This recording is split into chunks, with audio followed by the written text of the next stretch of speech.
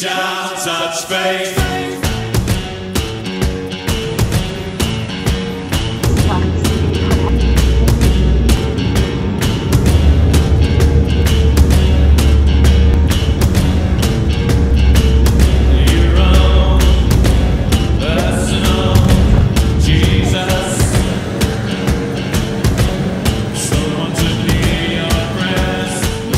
Vi kan skrue op på varmen hernede.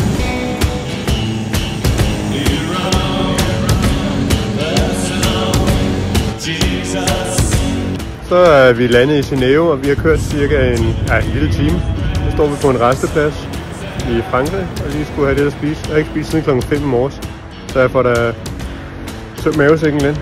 Men vi er 9 på vej i en i sådan en 9-personers bil, og vi har halvanden time tilbage. Så vi er ved foden af Alpe d'Huez, hvor vi skal bo på et hotel.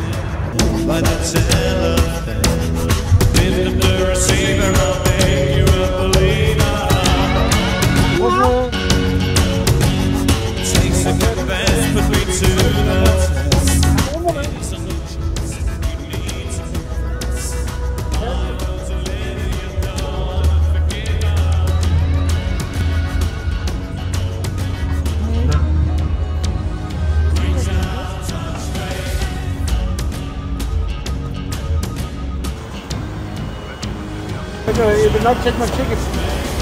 Grenoble. Grenoble? Huh? Where did you get to Grenoble? Yeah, I think it was Grenoble. Okay, you can.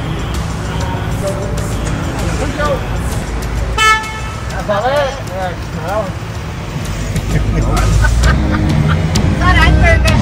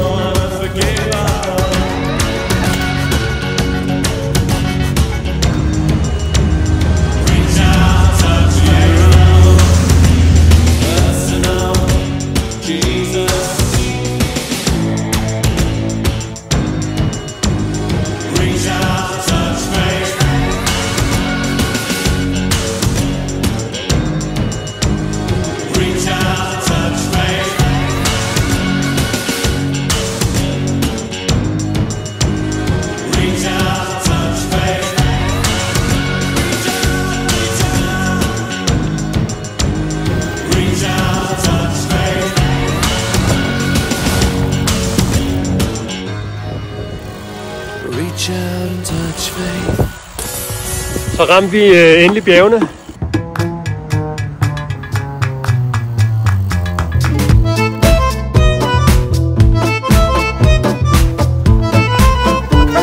Vi skal dreje her.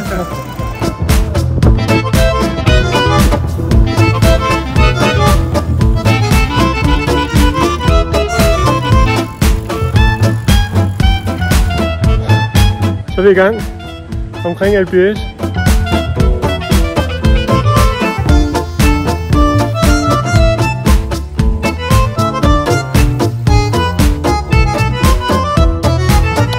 Så er der en lille pause for at nyde af udsigten.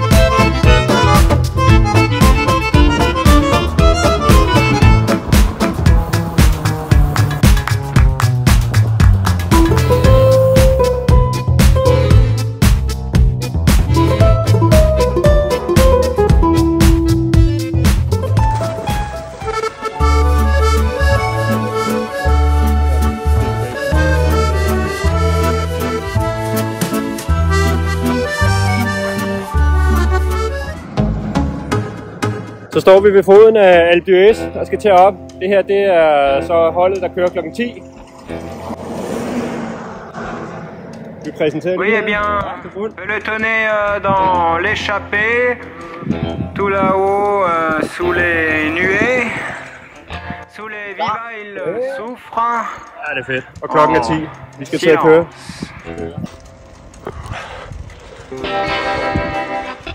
Så er vi i gang på vej op ad Alpe d'Huez. Og der er lige mødt et skilt, hvor der er 5 km igen. Lige på vej igennem byen Næs. Ja, vi ses på toppen. Jeg gør det aldrig mere. Hvorfor? Man må ikke stoppe tiden. Hey, hey. Man må ikke stoppe tiden, Uffe. Du er ligeglad. Nu skal jeg bare køre med dig også. Nej, det skal du ikke.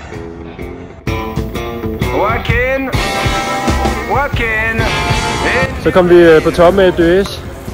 Og jeg holdt overhovedet ikke et gennemsnit på 10, tværtimod. Min computer den gik i stå, hver gang jeg kom under 10, så der blev lidt snydt.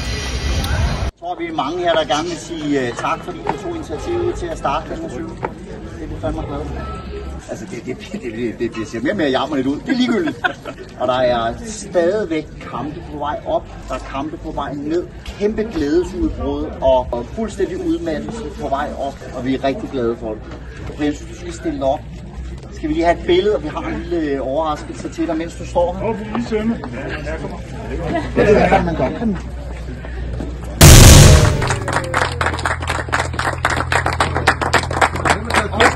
Og jeg må indrømme, at min motivation til at træne og altså har ikke kunne, det har jeg ikke kunne gjort uden jer.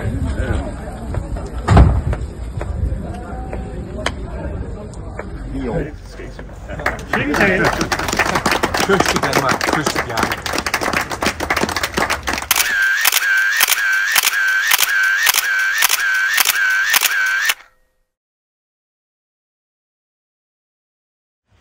Kigger på lidt snit. Så synes jeg da lige, man fik brugt et eller andet, nogle muskler, som man ikke har brugt lang tid. Ja, man har ikke brugt bremsen meget opad, må man sige. Tænker du på fingermusklerne? Dans le silence de l'échappée, il s'agit de la boucler. La boucle, les lacets, et puis évidemment le grand braquet.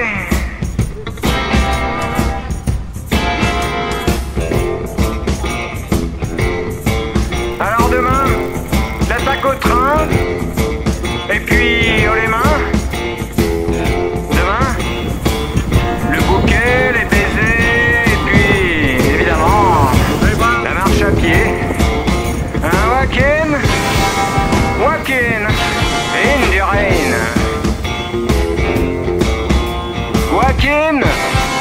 Walk-in, in the rain. Demain, faudra pas crever. Demain, faudra pas dérailler.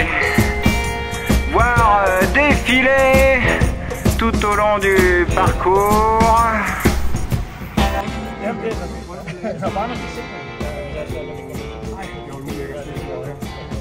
Des gorges déployées par milliers, des cols à monter.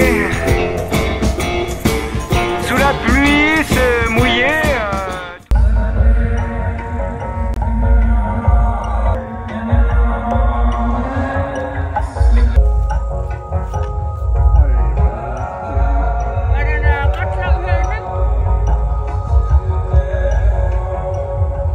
Du Tourmalet pour finalement se retrouver walk-in in the rain. Walk-in in the rain.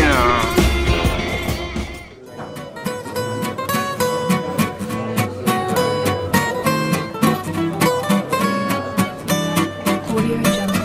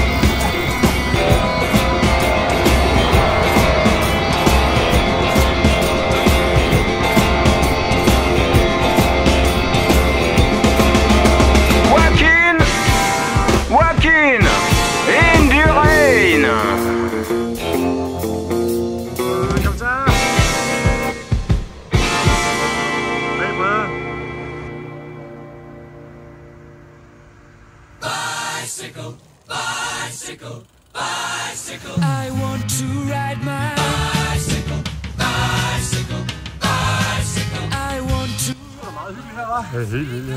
Det er et fældspil ud over. Jeg stopper ikke. Jeg kører direkte uden at stoppe. Der kan man se, at du har været her i hvert fald.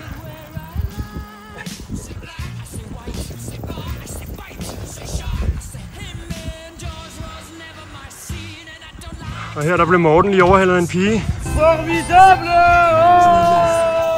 Kom så, Morten. Så er vi på tur i dag til Glandoin og Col de Croix. Det er en lang tur. 36 km opord med noget stigning hele vejen. Og så op til toppen, og så skal vi lidt rundt og tilbage.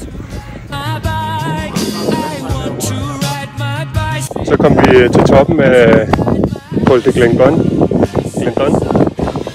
24 km har vi kørt, og det føles som om det har været op ad bakke det hele. Så men frem kom vi der. Det er meget flot her. Så skal vi videre til det næste bjerg.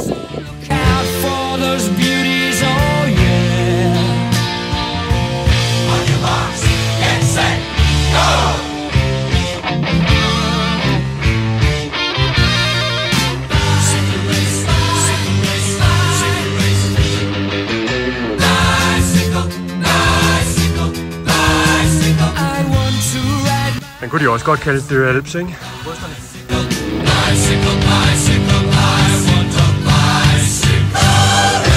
Nu havde jeg jo lovet, at jeg skulle køre den der rute, der var på køleskabet.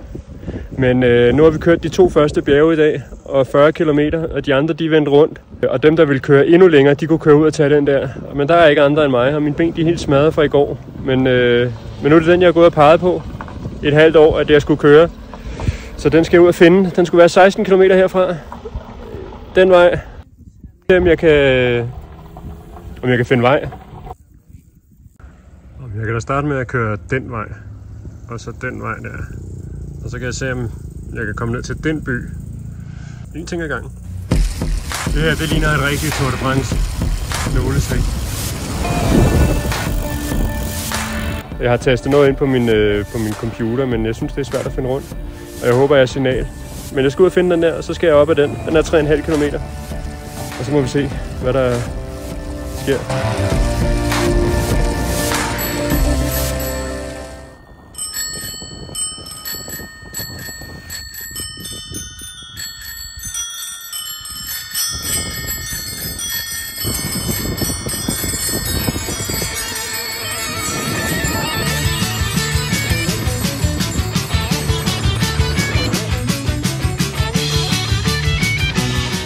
When you don't have a logger for your bike, this is what you do when you have to eat.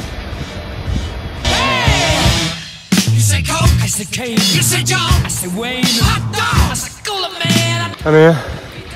Så fandt jeg den, og jeg er på vej op. Det er sådan rimelig varmt, og så er det også rimelig hårdt.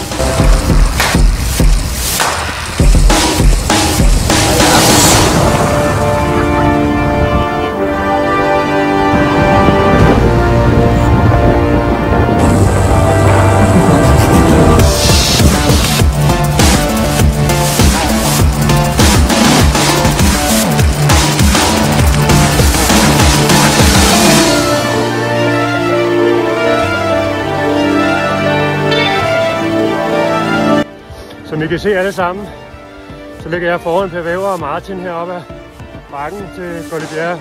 Hvad sagde du? Nå, der var Johan.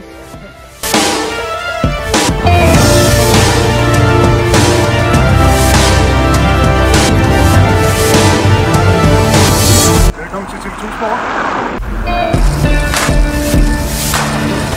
Nu trækker du bare forbi sådan her. Det er stærkt. Så er vi på vej til Galibier. Vi skal lige have beviser på, at Kenneth han tog bilen heroppe. Og Benson for den sags skyld også. Ja. Træt allerede. Vi har kørt de første 12 km opvarmning, mest opad. Og nu mangler der så 34 km, og det er opad hele vejen. Jeg tænker, at vi skal op der et eller andet sted. Jeg ved ikke, om man kan se toppen herfra. Men op, det skal vi. Så det er det, dagen skal gå med i dag.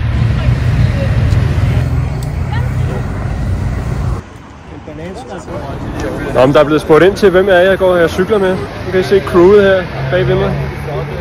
Vi er nogle stykker. Og med følgebil og hele pivetøjet. Følgebilen, det er den der med fladet på der. Og Per han siger, at det er Galibier, der er der lige fremme. Og det er jo ikke så hårdt. Og satte jeg kraftet med Per. Sådan. Der står dernede. Gik han helt kold.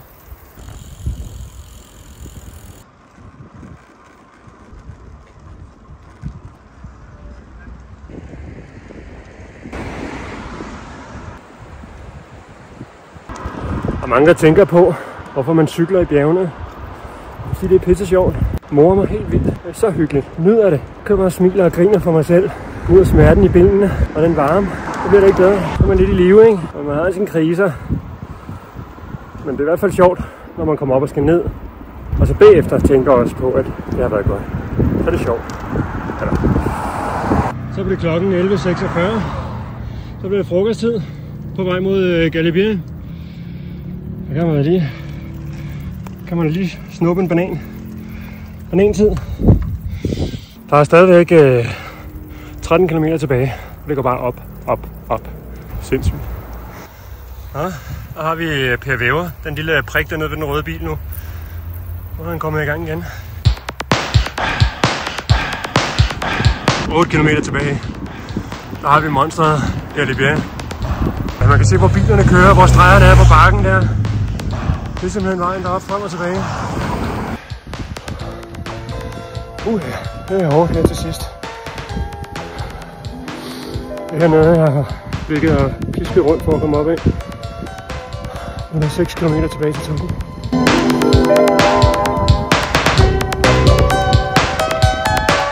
Jeg er altså bange for, at vi skal hele vejen lige ud til højre. Så op på siden af den der, og så er det Galibier, der ligger deroppe. Det ser sådan lidt langt ud herfra, og man er lidt træt.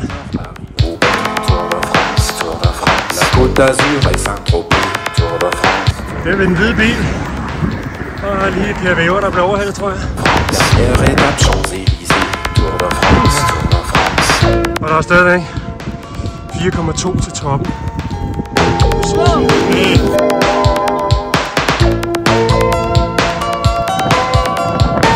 Det begynder at blive lidt hårdt. Der er 3 km igen til toppen. Jeg kan godt mærke, at man skal være sej for at komme op her. Det bliver bare ved og ved med at gå opad. Hver gang du kommer over med et nyt hjørne. Op. Har vi følgebilen. Sådan Morten. Bønke. Tak med rart. Nu bliver jeg indhentet med. Og nu bliver han træt igen. Meget fucker med. Helt deroppe på toppen. Det er virkelig langt nu.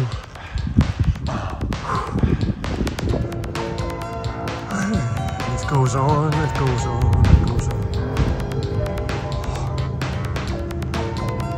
Kommer Bønke.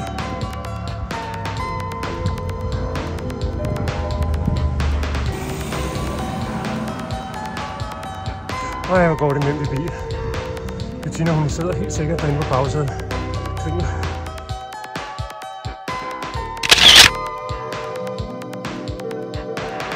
Det er simpelthen for sindssygt det her.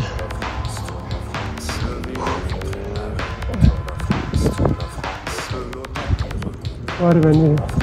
800 meter tilbage. 100 meter tilbage.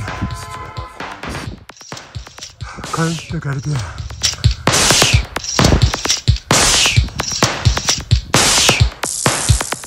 Jeg klarer det. Jeg skulle faktisk lidt stolt af mig selv. Shit, det var hård, mand. Der står de hurtigt. Eller de er lette.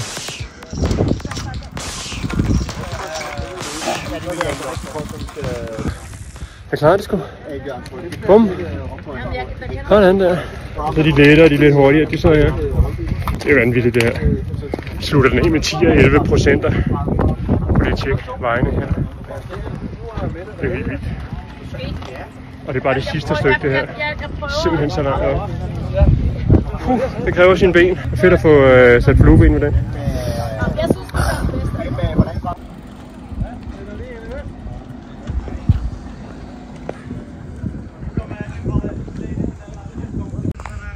Kommer Per Væver. Han er hård her til sidst. Han er sindssyg, og han bliver lige overhalet før målstregen. Kom så. Kan du tage den? Ja, det er stærkt det der, mand. Var det godt kørt.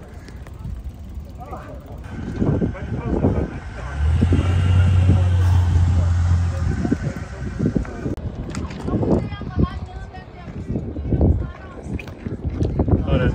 Sådan.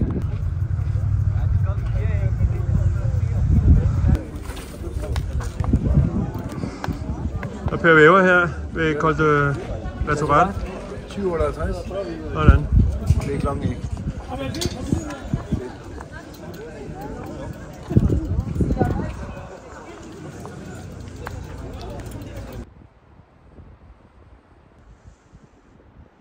Og uden din selfie. Nå. Det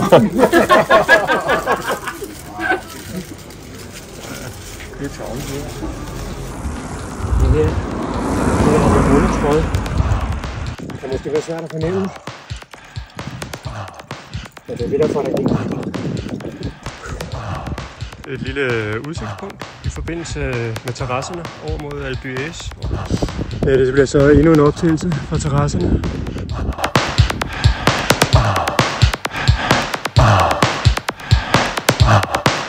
Jeg har ikke været over kanten her.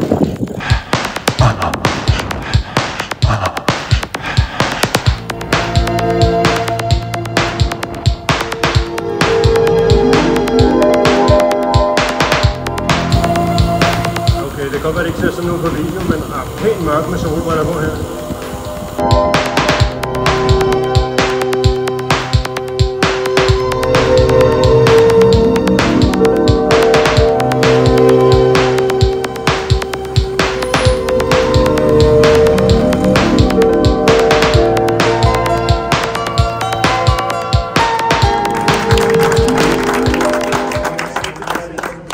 Og til dig, Bettina. Du har også været en stor del af det her, og vi har haft vores kampe sammen. Ja, og du er et fantastisk menneske, så du skal selvfølgelig også have en lille erkendelse. Og så har jeg skrevet en lille besked bagpå. Og kussen den svigtede lidt, så det blev lidt udvikset, men det er også min tårer, fordi jeg blev nummer 1 på Strava i dag. Og med det outfit, du render rundt med, tænker jeg, der mangler i hvert fald lige det sidste. Det skulle da minde. Og så har vi også hørt lidt om, at du godt kan lide rødvin. Så der har vi pushet lidt hos vores hotelmunder. Det har været min fornøjelse, vil jeg bare sige. Det har været rigtig, rigtig hyggeligt. Også dig, Jonas. Det er så ekstraordinært, at når du slet ikke selv har fået cyklet, når du har taget med. Så jeg synes, du har fortjent den her. Du er nu blevet udnævnt til årets hjælperytter. Værsgo. Tak for det.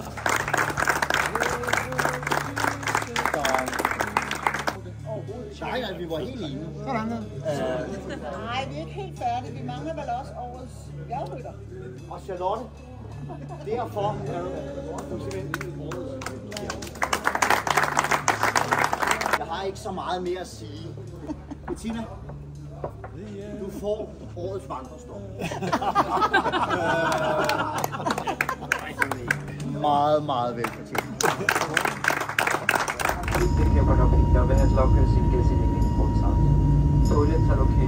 This is the end.